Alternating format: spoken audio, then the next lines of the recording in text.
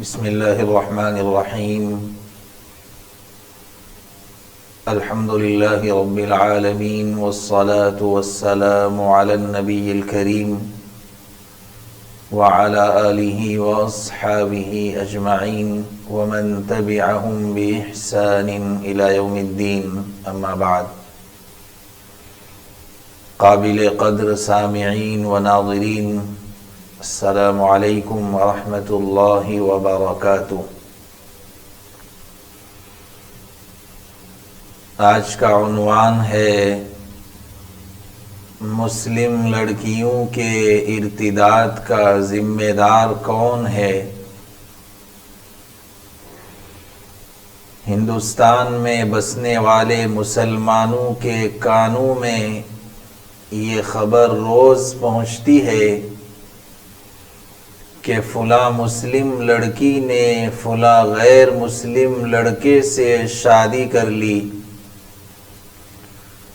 فلاں کالج میں پڑھنے والی لڑکی پیار میں اندھی ہو کر کورٹ میرج کر لی، فلاں بڑے باپ کی بیٹی نے عاشق کے ساتھ گھر سے بھاگ کر شادی کر لی، فلاں مذہبی شخص کی لڑکی نے ایک بھنگی سے شادی کر لی۔ یہ خبریں انتہائی پریشان کرنے والی ہوتی ہیں۔ میں جب بھی یہ خبر سنتا ہوں دل کانپ جاتا ہے اور یہ سوچنے پر مجبور ہو جاتا ہوں کہ آخر کس طرح ہماری بچیاں غیر مسلموں سے شادی کر رہی ہیں۔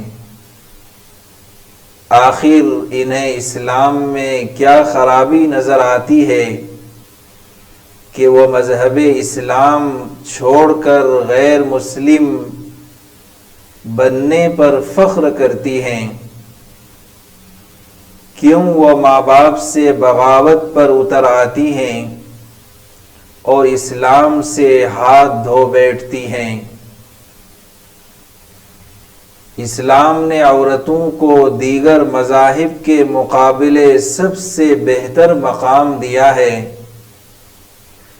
پھر اس بہترین مقام سے وہ ذلت کی طرف کیوں جا رہی ہیں؟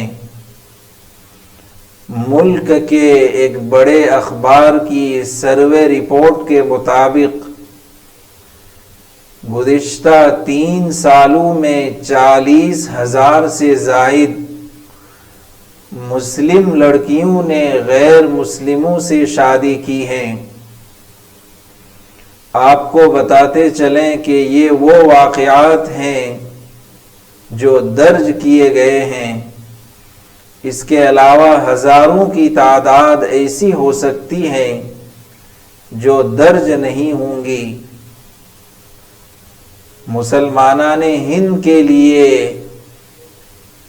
یہ المیہ ہے کہ ان کی لڑکیاں غیر مسلم بچے جنیں گی۔ RSS کا خواب پورا ہوتا نظر آ رہا ہے، جن کا یہ کہنا ہے کہ ہم کثیر تعداد میں مسلم بیٹیوں کو بہو بنا کر لائیں گے۔ RSS سے وابستہ تنظیم نے 2017 میں صرف 6 ماہ کے اندر 2100 مسلم لڑکیوں کو ہندو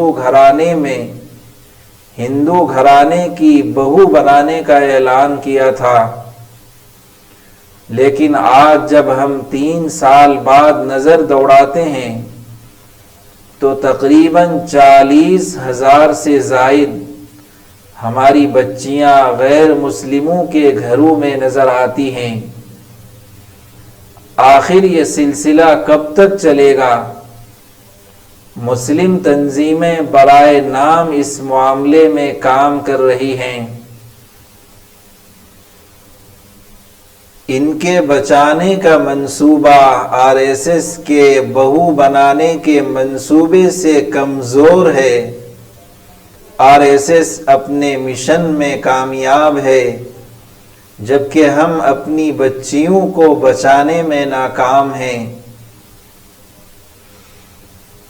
لاک ڈاؤن کے زمانے میں طویل عرصے تک گاؤں میں رہنے کا موقع ملا، بڑے قریب سے اپنے معاشرے کو دیکھا، جہاں پہلے لڑکیاں شرمیلی تھیں، گھروں کے کام کاج میں مگن رہتی تھیں، وہیں اب گاؤں دیہاتوں میں بھی آزاد خیالی آ گئی ہے۔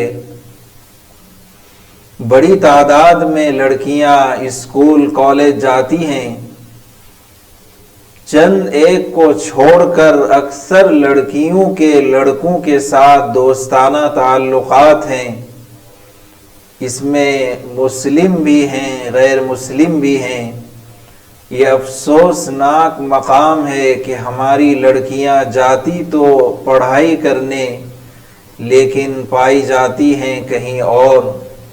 یہ لڑکیاں اس قدر پیار میں اندھی ہوتی ہیں کہ انہیں کچھ نظر نہیں آتا، جب انہیں سمجھانے کی کوشش کی جاتی ہے تو چند ماہ کی دوستی پر اپنے ماں باپ، بھائی بہن سے، رشتہ داروں سے بغاوت کر بیٹھتی ہیں اور آشنا کے ساتھ گھر سے راہ فرار اختیار کر لیتی ہیں۔ اگر معاملہ مسلم کا ہوتا ہے تو کسی طرح سمجھا بجھا کر باہم نکاح کی کوشش کی جاتی ہے، لیکن جب معاملہ غیر مسلم کا ہوتا ہے تو فرقہ وارانہ رنگ لے لیتا ہے۔ ہندو تنظیمیں مسلم لڑکیوں کو اس طرح اپنے قابو میں کرتی ہیں کہ انہیں یقین ہو جاتا ہے کہ یہ ہمارے مسیحا ہیں۔ ایک صاحب نے بتایا کہ کچھ ہندو نوجوان ہیں جن کے پاس گاؤں کی مسلم بچیوں کے نمبرات ہیں، وہ ان نمبرات کے ذریعے پیار کا جھانسا دیتے ہیں اور ان سے ان کا دین، ان کی عزت، ان کی آبرو چھین لینے کے بعد انہیں کہیں کا نہیں چھوڑتے۔ ایسی حالت میں ماں باپ بھی سماج کے ڈر سے اپنی ستائی ہوئی بچی کو اپنانے سے کتراتے ہیں، اور پھر وہ لڑکی کہیں کی نہیں رہتی، یا تو خودکشی کر لیتی ہے یا پھر غلط راہ پر چلی جاتی ہے۔ یہ صرف ایک گاؤں کا واقعہ نہیں ہے، ہر گاؤں میں، ہر شہر میں یہ واقعات روز افزوں تیزی سے بڑھ رہے ہیں۔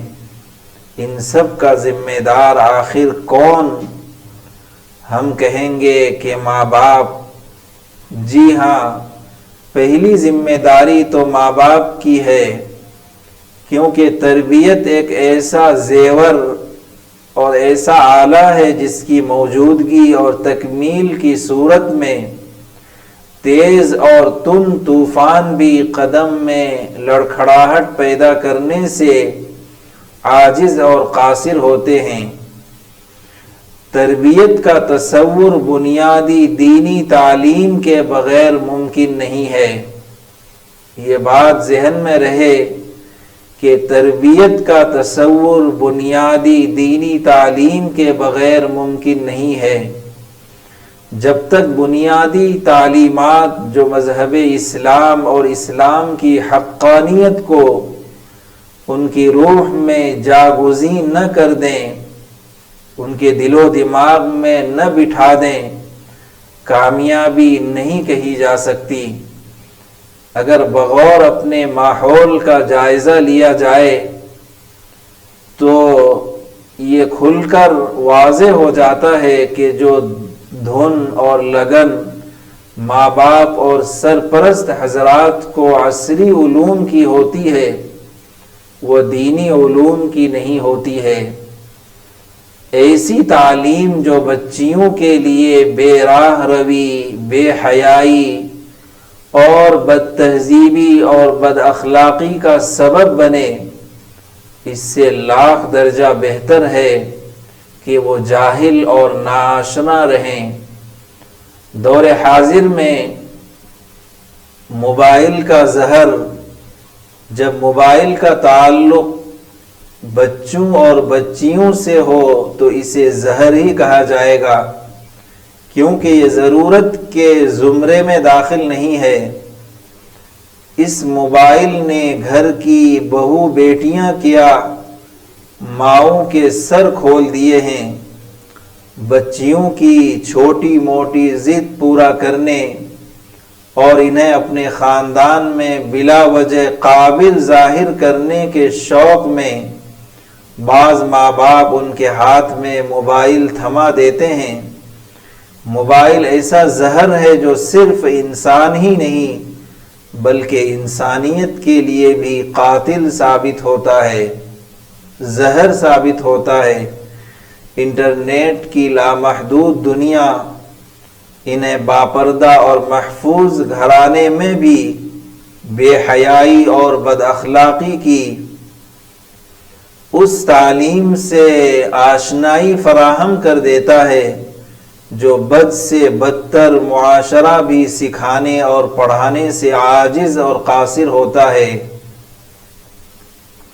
اس کی مثال یوں دی جا سکتی ہے کہ بلی کو دودھ کی حفاظت پر معمور کرنا اس قدر ذہنی دیوالیہ پن کی علامت نہیں جتنا اپنے بچے اور بچیوں کو موبائل دے کر ان سے اچھائی کی امید رکھنا ہے۔ ہماری وہ تنظیمیں بھی قابل مواخذہ ہیں جو مسلمانوں کے تعاون سے چلتی ہیں۔